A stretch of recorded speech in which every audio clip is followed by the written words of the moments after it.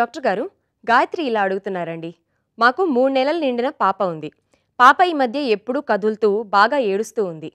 పాపకి పళ్ళొస్తున్నాయేమో అని అనుమానం వస్తోంది. పాపకి పళ్ళొస్తున్నట్టు కరెక్ట్‌గా తెలుసుకోవడం ఎలా? లేక ఇది ఇంకేదన్నా అనారోగ్య సమస్య? మేము దీన్ని ఎలా అర్థం చేసుకోవాలి? డాక్టర్‌ని కలవాల్సుంటుందా? చెప్పగలరు అని అడుగుతున్నారు. గాయత్రి గారు, ఈ పళ్ళొచ్చే టైంలో పిల్లలు కొంచెం చికాకుగా ఉంటారు, ఎక్కువ చొంగ కారుస్తూ ఉంటారు, విసుగ్గా ఉంటారు.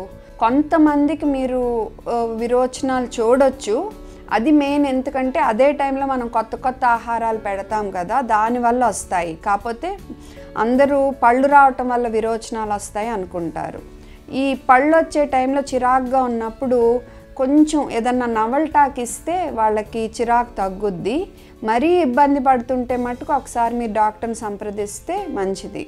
ఈ నవల్టాక్ ఇవ్వటం కూడా ఇప్పుడు ఫ్రోజన్ క్యారెట్స్, అంటే క్యారెట్లు తొక్క తీసి కొంచెం లావుపాటి ఫ్రీజర్లో పెట్టి మంచిగా గడ్డ కడితే కొంచెం అది నవల్టాక్ ఇస్తే బేబీస్కి కొంచెం సులువుగా ఉంటుంది. ఈ నొప్పి తగ్గి చిరాకు తగ్గుద్ది అనమాట.